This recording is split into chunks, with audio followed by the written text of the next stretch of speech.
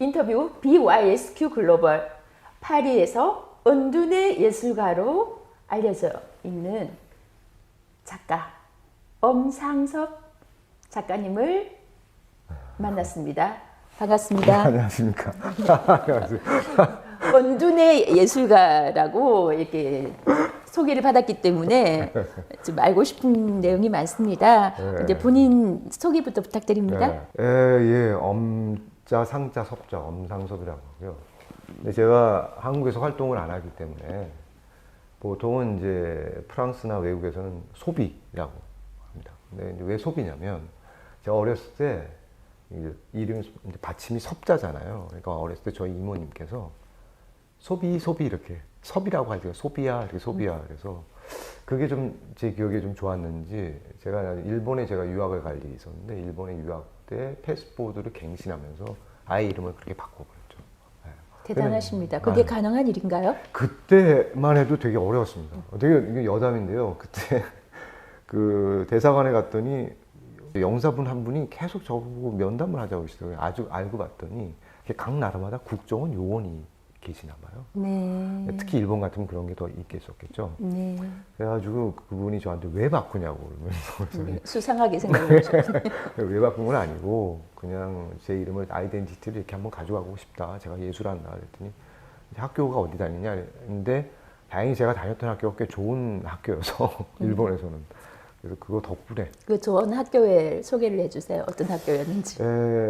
저는 학교를 두 군데를 다녔습니다. 하나는 그 영화를 전공했었는데 영화라고 해서 긍영화를 한 건 아니고 비디오 아트나 영상을 했었어요. 그래서 그 학교가 일본대학교 예술학부라는 학교였었는데 영화 학교는 그 학교밖에 없습니다. 아, 일본에서는? 예, 그 학교밖에 없습니다. 근데 이 학교가 이제 한 100몇 년이 됐는데 전 세계 4군데 영화학교가 중에 하나 학교죠. 아, 세계 4대 영화학교 그렇죠. 중에 한 군데를 다니셨군요. 그렇죠. 그러니까 그 당시만 해도 지금 좀 다 바뀌었을 텐데 그 당시만 해도 90년대 초반이었으니까 미국에 하나, 그다음에 러시아에 당연히 하나, 그다음에 당연히 또 프랑스에 하나, 그다음에 일본에 하나가 있었다.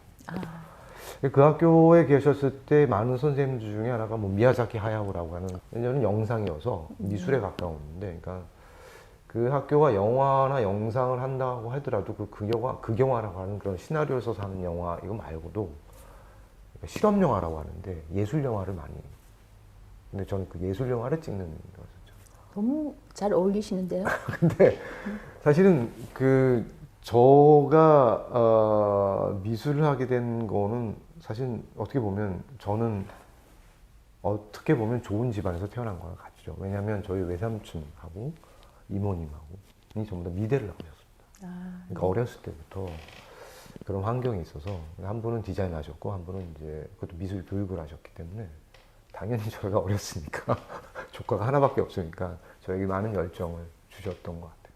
그래서 자연스럽게 미술에 대해서는 굉장히 접할 수가 많았고, 저는 이제 다른 게 호기심이 많아가지고 일본에 갔을 때 영상을 했었는데 결국은 이제 또 한 번 대학을 간 거는 동경예술대학이라는 대학을 갔었는데 그 대학에서 이제 본격적으로 미술을 다시 접하게 됐죠. 근데 제가 영상을 했던 건 되게 도움이 됐던 것 같아요. 제 작업 활동에 있어서. 네.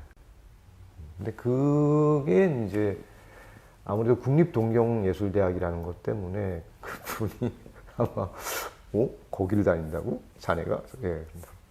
신혼하기는 이미 끝났네요. 그렇게 그렇죠? 된 셈이죠. 그러니까 학교 덕분에 신혼하기 끝나서 그 다음부터 이제 패스포드가 상소비. 그러니까 그때 어렸을 때 제가 그대로 들었던 그 이름, 상소비 이렇게 했던 상소비 업무라고 하는. 업무도 UM을 쓰지가 않고 HOMM이라는 말을 썼거든요. 네. 근데 그게 프랑스 말로 인간이라는 뜻인데 남자란 말도 되긴 되는데 기본적으로는 그 관사를 붙이면 인간이라는 뜻이 제가 엄씨니까 네. 네, 그래서 가장 비슷한 발음이기도 했었고 그래서 약간 의미를 이중적으로 해서 아예 그렇게 패스포드를 바꿔버렸죠. 그게 벌써 한 20년 이상 된 거, 30년 넘은 것 같습니다. 대단하신 분인 것 같아요. 그렇지 않아요. 근데 은둔이라고 말씀하셨는데 은둔이라고 하는 거는 좀 너무 과찬이시고요. 그냥 저는 제 깜냥을 알아서 제가 이 정도 은둔이라고 할까 그냥 아직은 그 정도밖에 실력이 안 되는 거겠죠. 애석하게도 그러니까 이 자리에 머물러 있는데 단 머물러 있긴 하지만 이렇게 머물러 있다고 해서 고인물은 아니고 항상 움직이려고 노력을 하고 있습니다. 근데 어떻게 하다 보니까 별명을 은둔 작가 아니면은 뭐 예술가의 예술가 이런 별명을 얻기도 했었죠. 그런 호칭을 주는 사람들이 네. 일반인은 아니었기 때문에 이제 그 헤드라인이 네. 저는 되게 궁금했고 아, 예, 예. 그 봄에 뵀을 때 네. 언젠가 이분을 인터뷰할 수도 있겠다라고 생각은 했었거든요. 아, 예. 근데 이렇게 빨리 제가 가을에 올지는 몰랐는데 네, 그러게요. 첫인상과 지금 현재 이제 조금 더 네. 알게 된 부분의 어떤 조합을 보면 네. 이분이 예술가이긴 하지만 가르치는 일에 조금 더 진심인 분일 수도 있겠다라는 생각을 베르사유 수업 참관을 아, 예, 하면서 예. 제가 느꼈던 고생하셨죠, 그때. 죄송합니다. 고생을 한 건 아니고요. 굉장히 재밌게 봤는데 네. 그 추천해 주신 김영남 작가님께서 네, 네. 왜 그분을 네. 이제 그 작가님을 네. 이렇게 학생들한테 추천을 했느냐라고 말씀을 드리니까 네. 딱 한마디가 나오시더라고요. 교수법이 탁월하다. 아. 그 부분에 대해서 이제 우리 작가님 본인의 생각을 좀 듣고 싶거든요. 이게 제가 제 자랑을 하면 또 안 돼서 일단 제 인생의 모토는 무조건 사람에게 겸손하는 것과 두 번째는 물건에게도 겸손하는 겁니다. 근데 이건 좀 무슨 말이냐면 제가 조각을 하고 그리고 제가 뭔가 창작을 한다고 생각하면 사실은 어떤 다루는 물건에 건방질 수가 있겠죠. 내가 다루는 것이라. 근데 내가 다루지만 그 물건이 내 앞에 놓여져 있는 관계성이니까 내가 이 관계를 어떻게 하느냐에 따라서 이제 물건이 어떻게 바뀌겠죠. 근데 그때 제가 품고 있는 성향이나 마음가짐도 아마 그 물건에 나타난다고 생각합니다. 물론 다른 작가들이 그렇게 말을 많이 하는 건 좋지 않다고 저도 생각을 해요. 작품에 대해서. 작품 자체는 그 작품 자체가 이야기를 하니까. 근데 이제 중요한 거는 제가 학생들한테 말하는 건 당연하다고 작품이 스스로 얘기를 할 거라고. 그러나 작가는 그 작품을 만드는 과정 동안 그 작품과 얘기를 해야 되는 거죠. 그렇지 않으면 작품 얘기할 수가 없죠. 얘기를 들어야 얘기를 하니까. 근데 그런 면에서는 작업을 하는 것은 내가 만드는 거지만 좀 겸손하게 한 자세로 작업을 해야 된다라는 거 하고 교수법이 좋다는 거는 사실은 좀 처음 들어서 좀 당황스럽지만 아마도 제가 다른 어떤 학생들한테 이미 여태까지 그 생각하고 배워왔던 것, 그러니까 저한테 제 용어로 말씀드리면 당연하다고 생각하는 거 있지 않습니까? 당연하다. 그리고 인식의 자동화라고 하는데 당연하다고 생각하는 그것에 의해서 저희가 미술을 배워왔어요. 미술은 뭐 아름답기도 하고 예쁘기도 하고 이건 이렇게 그려야 되고 저건 저렇게 되는데 그렇게 안 그리고 그렇게 생각을 안 해도 표현이 되는 건 뭘까? 그러니까 학생들이 지금 이 학교로 들어오기 전에 열심히 뭔가 그 제도 안에서 뭔가를 열심히 공부해서 왔는데 그 제도가 나쁜 건 아닙니다. 근데 그 제도 안에서 만드는 건 딱 거기까지 수준이에요. 그걸 넘어가는 것. 왜 넘어가야 되냐면 사실은 당연하다고 생각하는 것을 당연하지 않게 좀 낯설게 하려면 뭔가 그 낯설게 하는 그 동시에 느껴지는 게 왜 그런 거 있지 않습니까? 여름에 막 더워가지고 야, 문 더운데 문 좀 열어라. 환기 좀 시키자. 그때 그 환기를 시키면 이렇게 시원한 말 확 들어갈 때, 뭔가 상쾌한 그 느낌? 근데 미술도 마찬가지입니다. 계속 같은 걸 반복하는 것보다는 약간 환기시키려면 뭔가가 낯설어야 되죠. 낯설게 하려면 지금까지 생각하고 있던 것을 조금 달리 생각해야 되고, 달리 생각하려면 지금까지 내가 써왔던 이 언어가 과연 내 것인가? 라는 걸 한번 의심해 볼 필요가 있는 거죠. 그래서 의심하라는 입장에서 그런 얘기를 했는데 아마 그게 김영남 교수님한테서는 아마 좀 그렇게 보이셨나 봐요. 교수법이 재밌네 이러면서. 의심과 문제 제기의 차이점이 있을까요? 있습니다. 있습니다. 말씀해 주시겠어요? 네. 저는 문제 제기라는 말을 보통 다른 분들이 많이 쓰시는데 저는 그 단어보다 좀 의심이라는 게 더 가까운데요. 가깝다. 네, 왜냐하면 문제 제기를 한다는 것은 그 문제에 관한 중점적인 얘기에 대해서 토론을 할 수가 있는데 의심은 막연한 자기의 그거거든요. 근데 이게 이제 예술을 하는 친구들하고 아닌 거하고 좀 다릅니다. 근데 만약에 예술을 하는 친구라면 막연한 자기의 촉이나 의심 이 자체를 굉장히 중요시 여겨야 된다는 거예요. 네. 그러니까 어떤 문제 제기를 해가지고 그것을 이론화시키고 토론화시키고 이런 것보다는 그냥 어떻게 보면 그러니까 다르게 보면 괜히 의심하는 거 아니야? 근데 그 괜히 의심하는 그 순간 재밌는 게 많이 나오거든요. 그거를 저는 좀 권유하는 편입니다.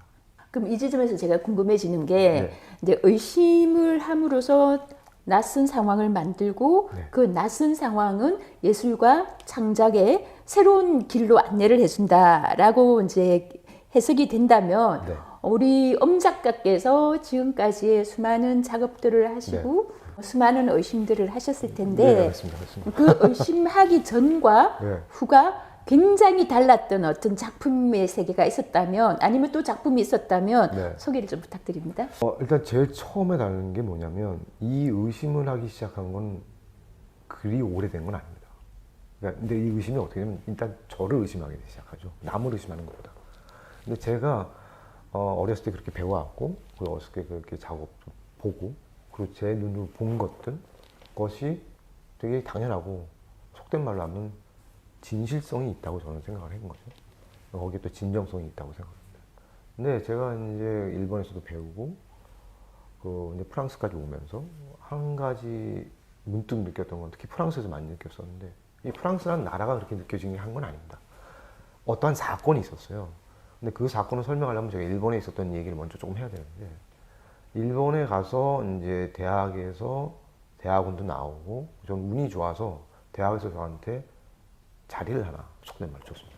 남아서 이제 좀 학생들 가르쳐보라. 근데 그때 제 나이가 30살 딱 넘었나? 그 정도밖에 안 됐어요. 그러니까 되게 아시겠지만 30살의 남자가 뭐 나름 좋은 학교 나왔고 이러다 보니까 아마 어깨도 이렇게 그러다 뭐 이렇게 됐겠죠.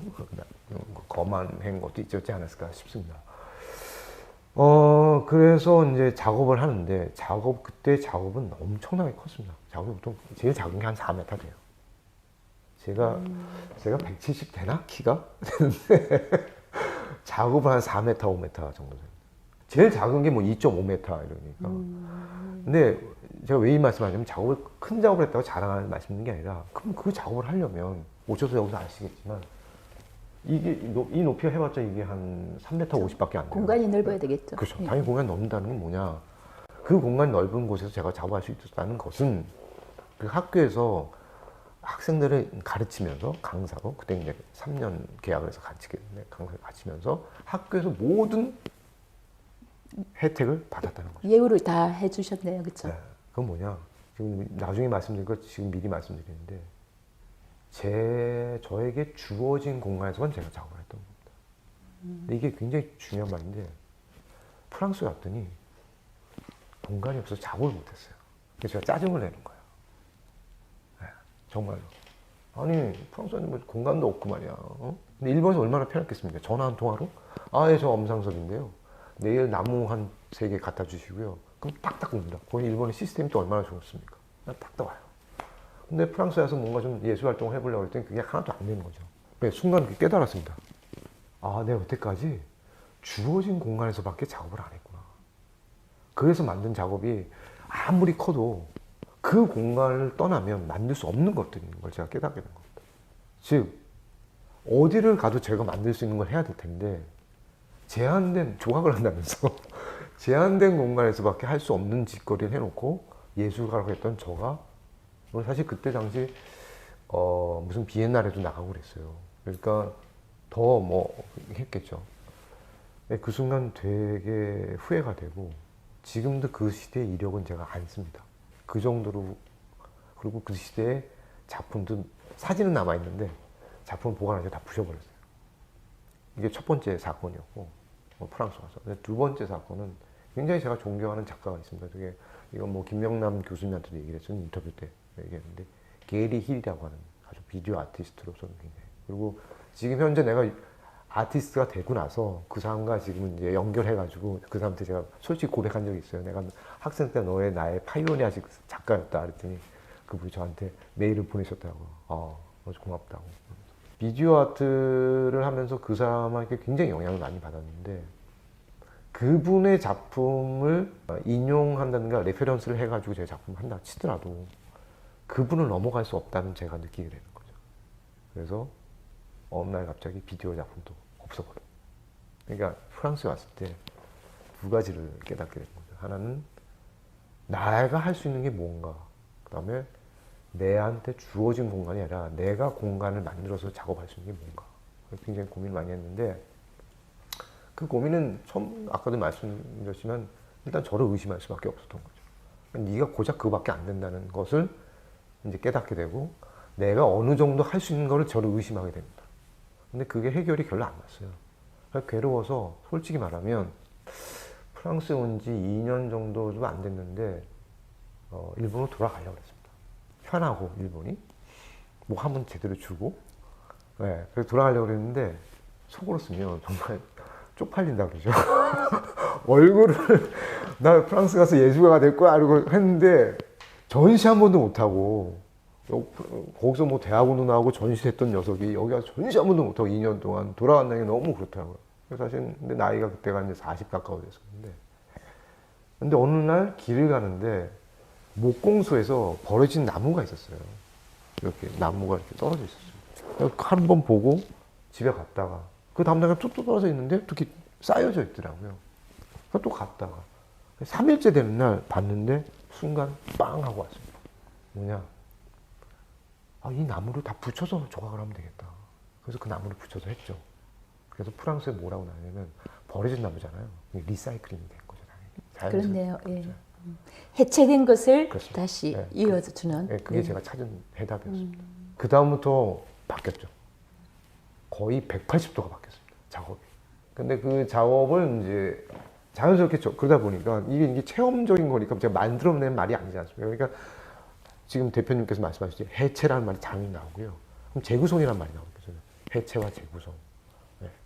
근데 그게 그 당시 그러니까 2006, 7년도였는데 7년도. 그 당시 프랑스의 이제 그 약간의 그 해체나 이런 분위기, 이거 좀 뜬금없는 얘기지만 유명한 옷 중에 지금은 안 계시, 지금 나가셨죠. 마틴 마르질라 옷인데 그 옷 자체가 유행했을 때 그때 나온 이름이 해체주의 이런 게 있었어요.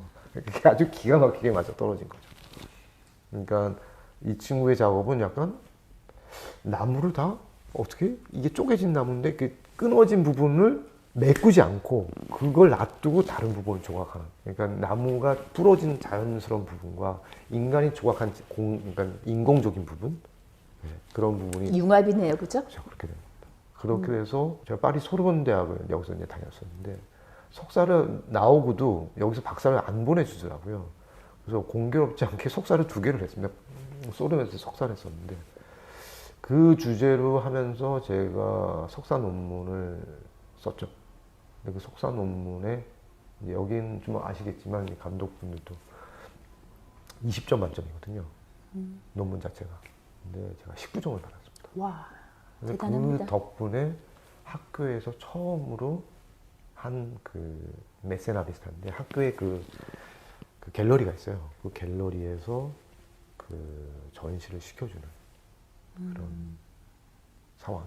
그게 이제 석사 과정 마치는 마치는 그러니까 과정. 정확히 말씀드리면 석사 과정을 마친 굉장히 우수한 졸업생들만 뽑아서 학교에서 전시를 시켜주는 그거의 첫 번째 제 1회 되죠. 그러면서 이제 지금까지 말씀을 좀 정리하자면 네. 그러니까 동양 철학의 오상아라는 그렇습니까? 근데 오상아는 나를 살해하다.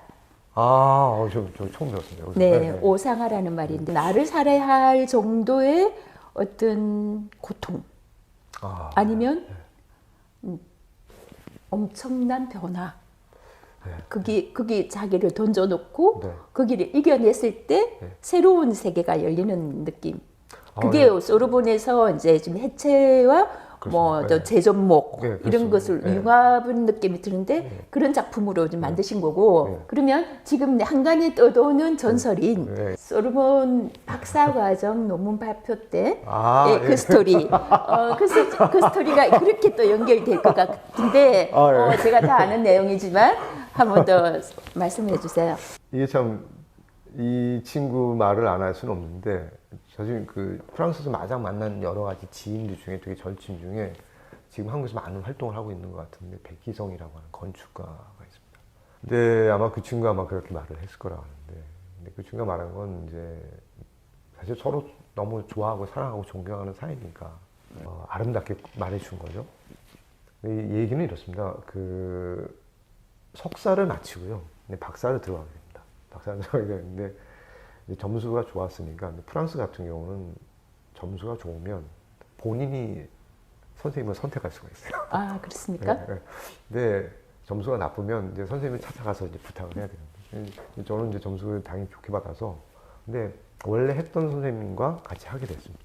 사람이 거만하면 안 된다고 그랬는데 또 이게 병이라 조금 또 이 정도 됐어? 이렇게 됐겠죠. 그때가 아직 이제 40대가 안 됐으니까 아직 30대 후반대였으니까 결론적으로는 7년간 논문을 썼습니다.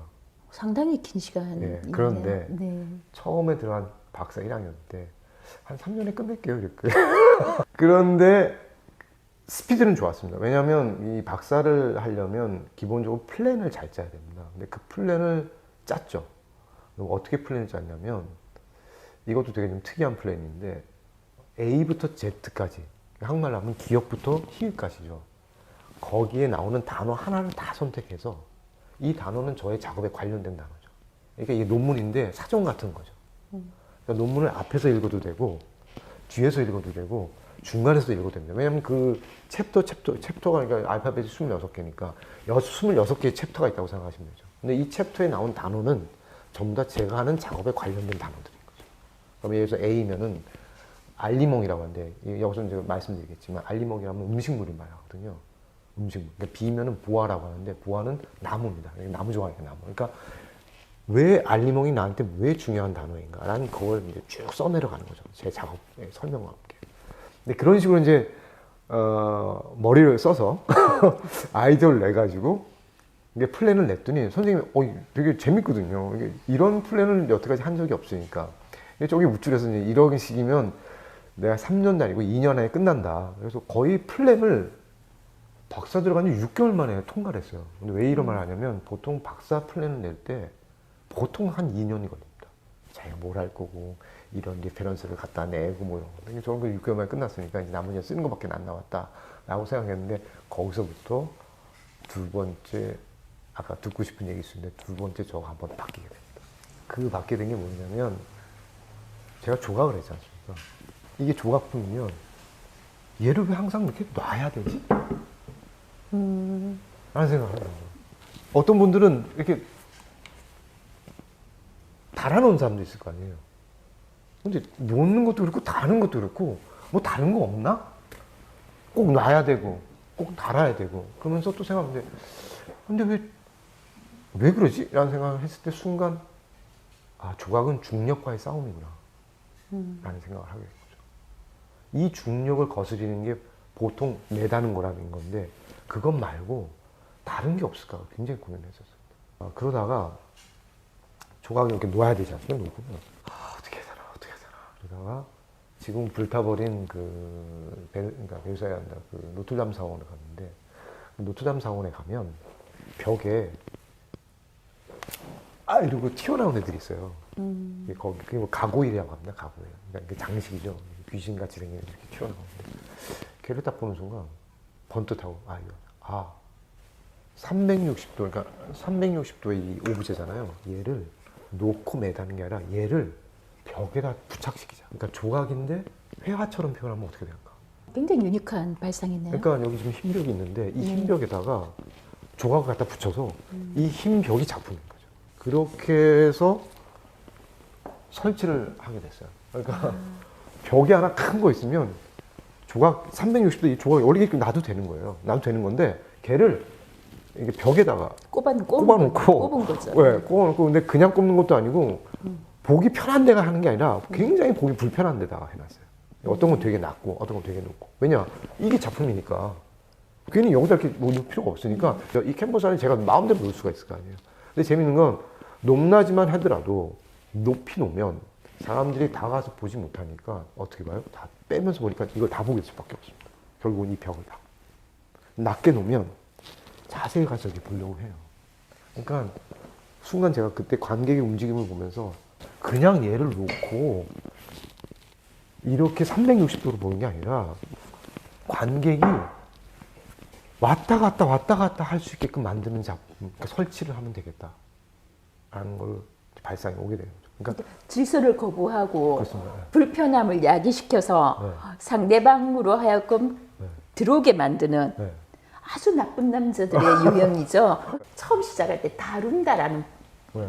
단어를 쓰셨어요. 네. 그 다룬다는 말은 네. 그걸 말씀하기 위해서 다룬다는 말 쓴 겁니다. 그러니까 아니 제가 그건 그러니까 화자의 얘기와 청자의 얘기가 뉘앙스가 같을 수는 없어요. 네. 왜냐하면 화자는 내가 하고 싶은 얘기를 하는 거고 청자는 내가 그 들은 얘기를 가지고 내가 해석을 하는 거기 때문에 네. 지금 현재의 제 해석은 그래요. 아, 예. 처음에 이제 다룬다라는 말과 겸손을 같이 하셨는데 이거는 상충되는데 뭔가 있겠지 하고 저는 이제 네. 이렇게 대기시켜놨던 네. 단어고요. 네. 지금 방금 하신 말씀에서 이분은 그 다룬다라는 게 나쁜 의미의 다룬다라는 게 아니라 네. 기존 질서를 거부하고 친절함을 없애고 그러니까 불친절함으로 뭔가를 이제 새로 조각하면서 상대방들이 보는 사람이 들어오게끔 작품 안으로 들어오게끔 하는 그런 발상.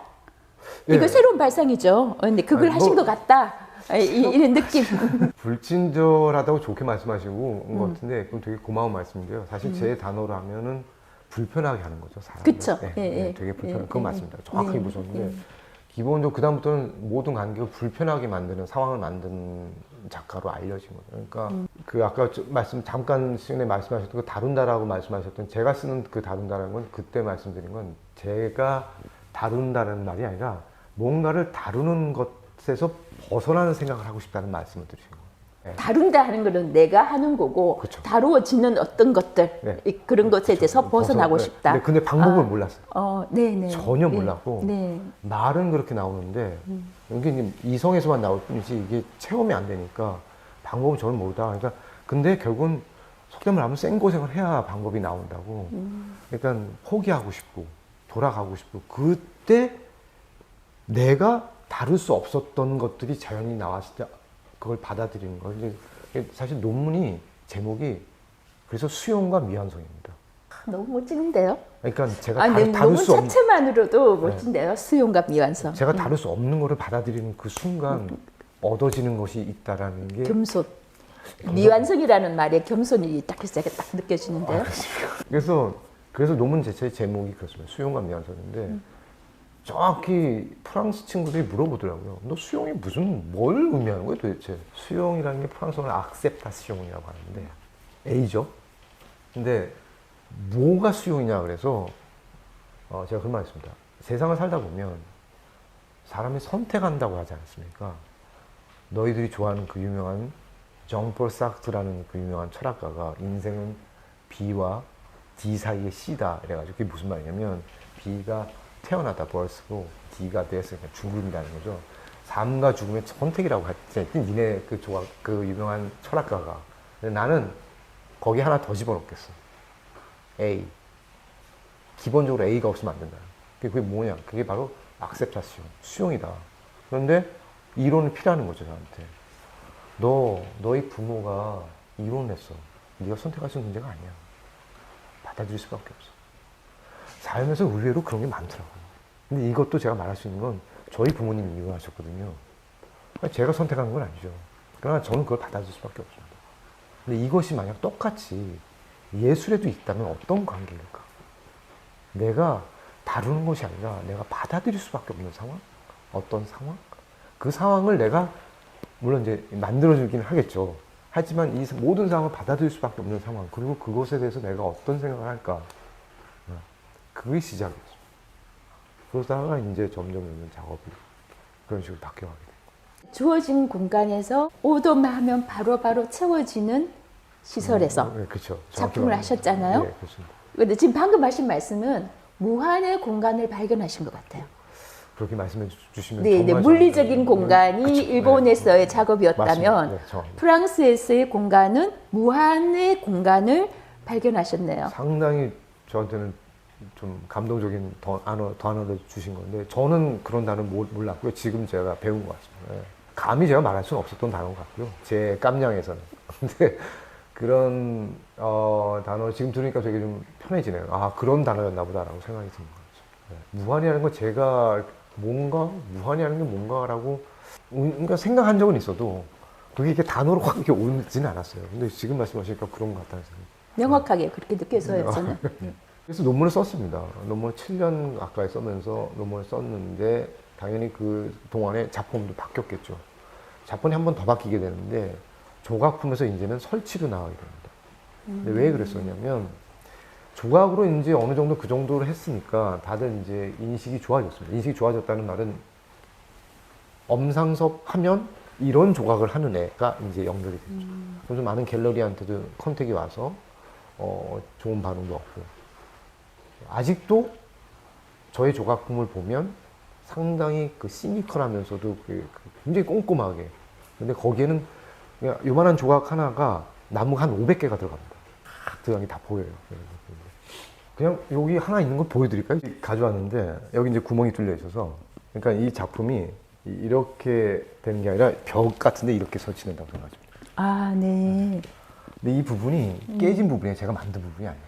아, 자연적으로 만들어진. 예. 깨진 부분을 제가 다 붙였다고 생각하시면 돼요. 그러니까 공간을 조금씩 벌려가면서 붙이면은 네. 이 틈이 생기겠죠. 아, 네네. 그러니까 제일 처음에 이 안에 있는 걸 붙이고 네. 그 다음 걸 조금 더 벌려 붙이고 붙이고 구멍이 생기는 차. 네네네. 이게 전부 다 다른 나무입니다. 좀 집요함이 느껴집니다. 그러니까 이게 다 나무가 근데 이 나무 선이 예, 그렇죠. 이 결이 어떻게 이렇게 다 맞출 수가 있죠? 맞췄죠. 그러니까 그걸 생각하면서 합니다. 그러니까 작업 시간이 꽤 걸렸겠을 것 그렇습니다. 같은데. 그러니까 이걸 보고 네. 다들 미친 그러니까 그 정도의 집중도와 집요함이죠. 얘 같은 경우는 나무가 몇 개 들어갔지. 얘가 한 300개 들어간 것 같아요. 이게 전부 다 개수니까. 그렇죠. 이게 나무 결이 결이 있잖아요. 다 이렇게 나이테라 그러나? 예, 그렇죠. 나이테들의 이제 서로 다른 나이테들의 연결이 결국 또 이제 하나의 작품처럼 이렇게 그렇죠. 예, 그림이 그렇죠. 그려지네요. 예, 그렇죠. 이게 작품 제작 기간이 얼마나 됐어요? 얘는 저 보통 한번 작업을 하면 밥도 안 먹고 하는데 그런 네. 스타일이 네. 그런데 그래서 한 달 정도 걸립니다. 이거 하나 작업하는데. 그러니까 그냥 붙이는 시간과 이게 말리는 시간. 말리는 시간부터 시작해서 이게 붙이기 전에 사인을 안에다 하고 하거든요. 그러니까 이 엑스레이 찍으면 그 보입니다. 이 사인이. 아, 진짜요? 네. 이 작품에 이름이 있나요?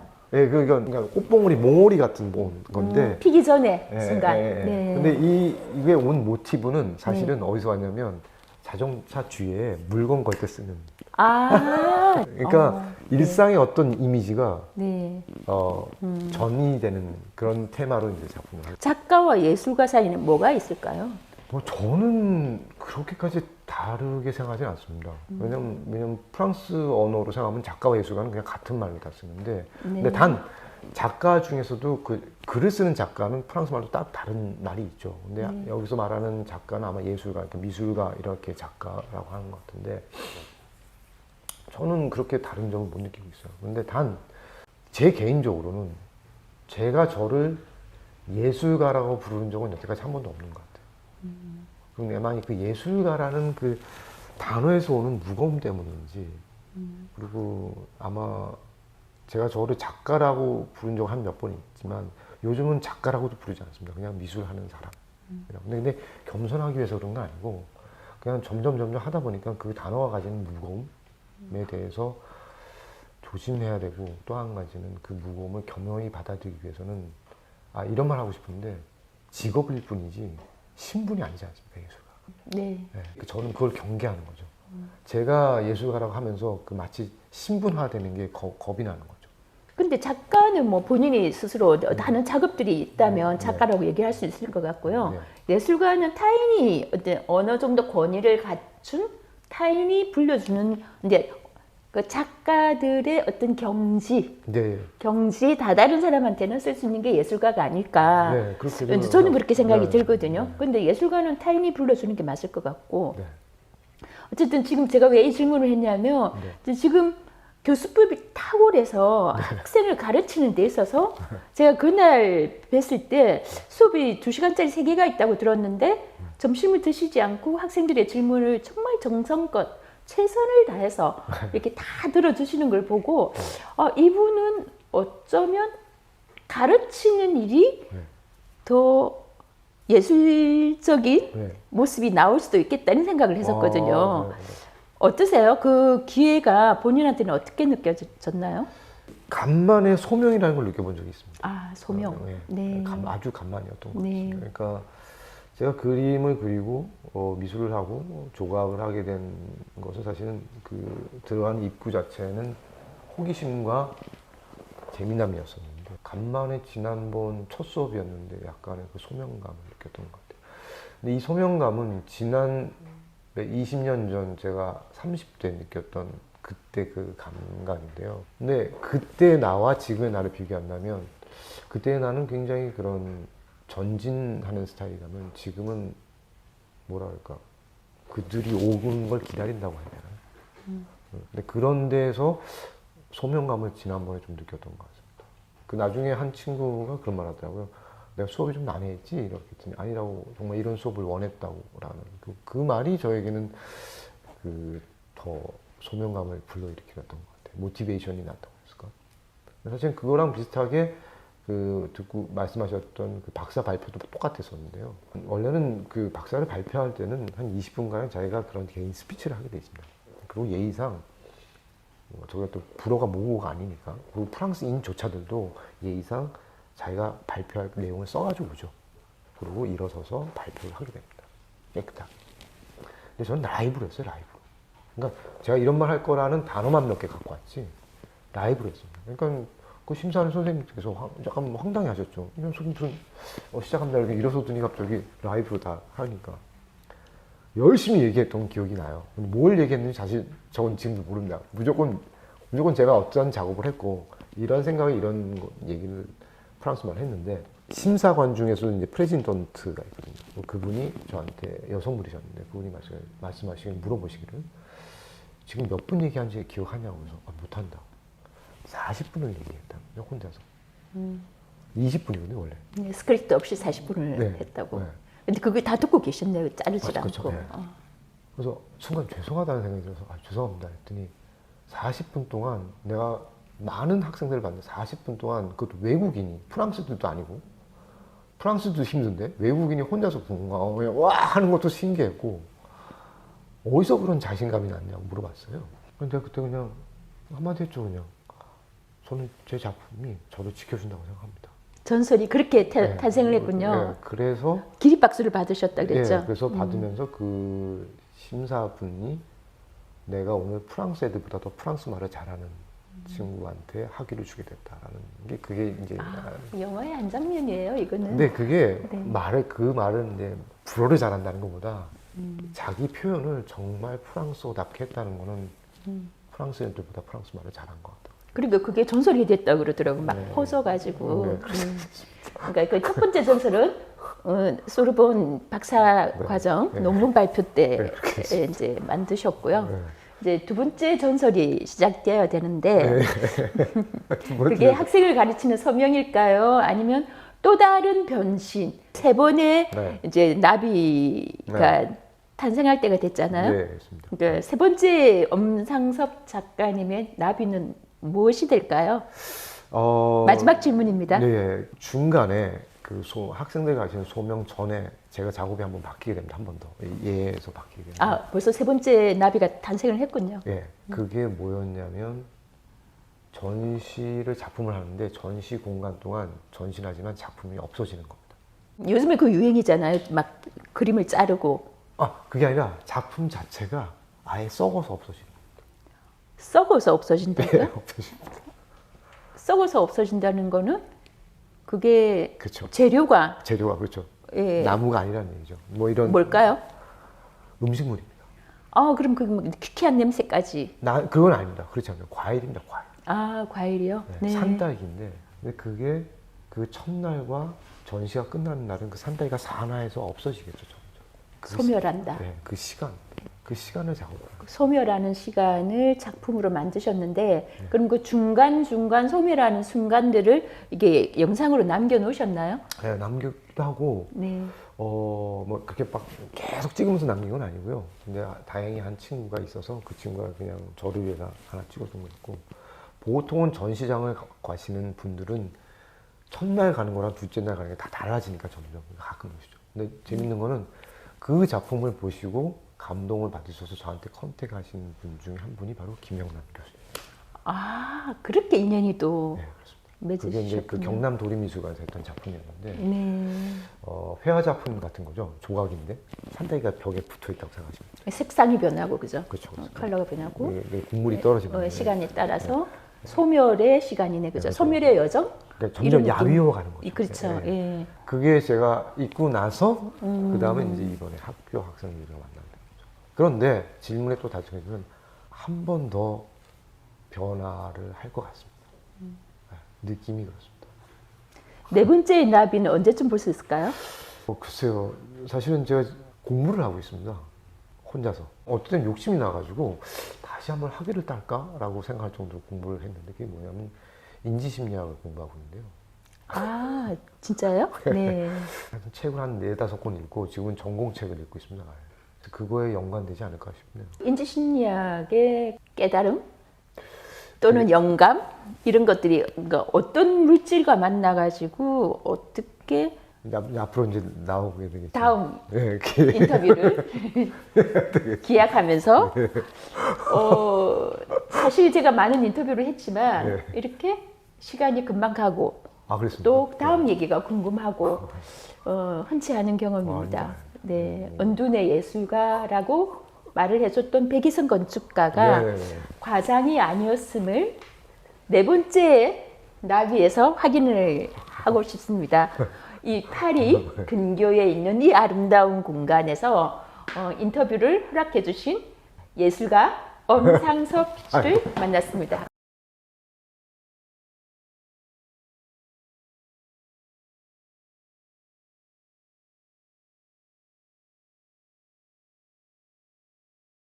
Alors, je m'appelle Ségolène Perrault, je suis professeure à l'école des Beaux-Arts de Versailles et je m'occupe aussi de la coordination pédagogique.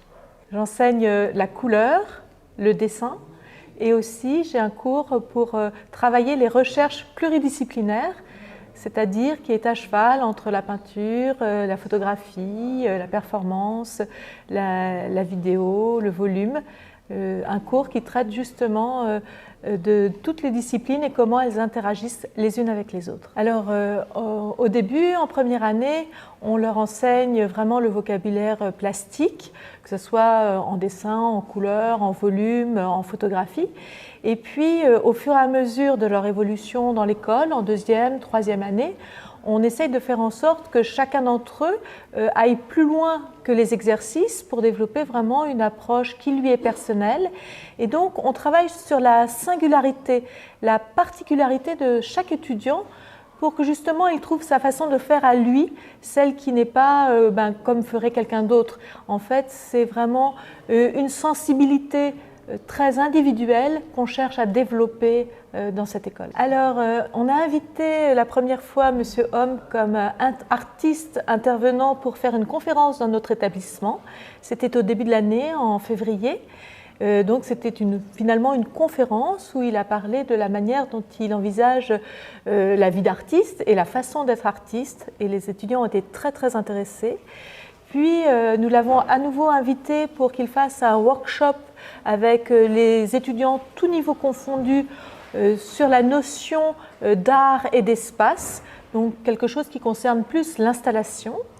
Et là, en ce début d'année, nous lui avons demandé effectivement de venir assurer un cours de volume parce que nous avons un enseignant qui est absent. Et donc, pour nous, c'est une occasion très plaisante de le retrouver. L'intelligence artificielle, c'est un sujet tout à fait passionnant et comment dire, très, très attractif. Je pense qu'on peut faire énormément de choses avec l'intelligence artificielle et à certains moments, nous-mêmes, on aimerait bien avoir un cerveau plus intelligent pour faire davantage de choses. Mais en même temps, je pense que ce qui caractérise l'être humain et encore plus particulièrement l'artiste, c'est le fait justement de ne pas être dans une logique d'apprentissage régulier. Et je pense que l'artiste, c'est celui qui fait toujours quelque chose qu'on n'attendait pas du tout. Et parfois, ça peut être une erreur et ça n'est pas grave.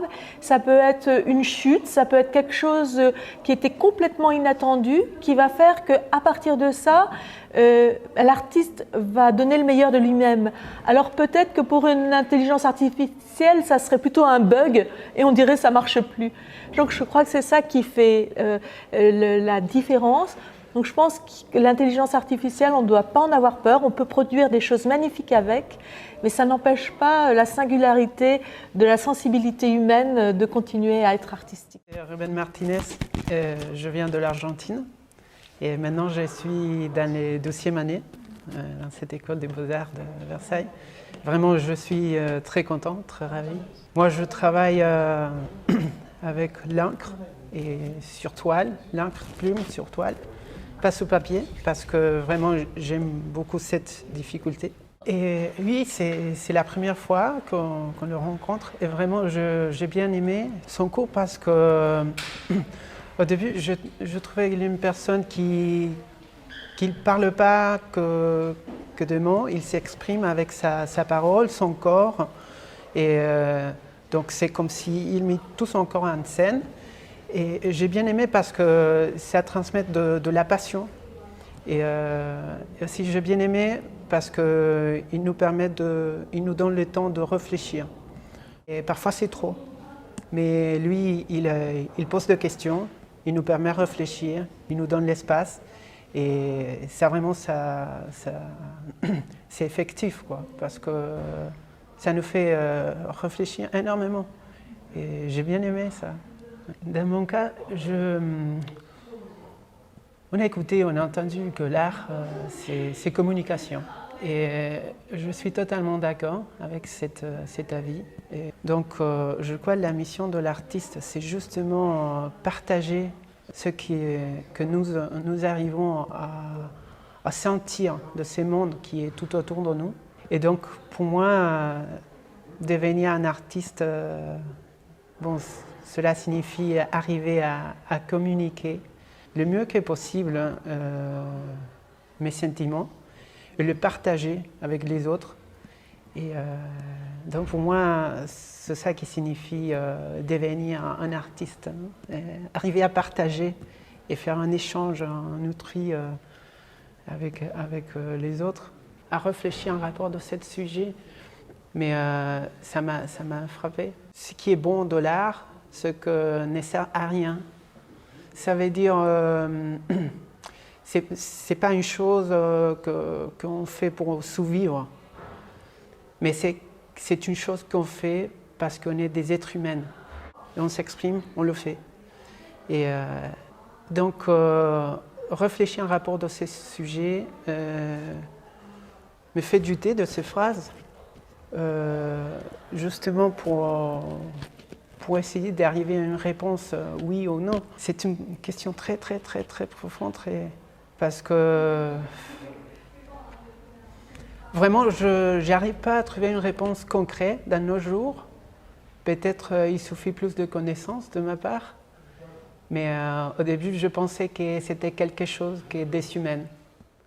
Je m'appelle Isaac, et je viens du Mexique, de la ville de Guadalajara.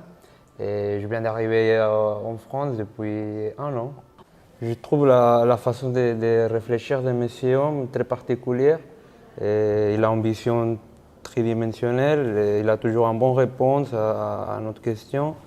Et il a proposé des façons intéressantes de travailler. Je pense que ça va être très intéressant de travailler avec lui. Et il a été professeur à l'école des beaux-arts de Tokyo. Donc pour moi, c'est une opportunité énorme. Je suis très content d'avoir des cours avec lui. Et les chamans, ce n'est pas encore clair, mais on est ici pour ça, pour apprendre. Et oui, j'ai envie de devenir un artiste. C'est encore un chaman. Je pense qu'il faut s'adapter à les nouvelles techniques. Mais il faut toujours. Il ne faut pas perdre les récents, la connexion qu'on a avec la nature, avec l'être humain. Mais il faut profiter des techniques. Donc si maintenant on peut travailler avec des façons digitales, avec les IA, je pense que c'est bien, c'est valide, c'est une nouvelle forme de faire l'art. Mais pour moi, il faut toujours être connecté avec l'être humain.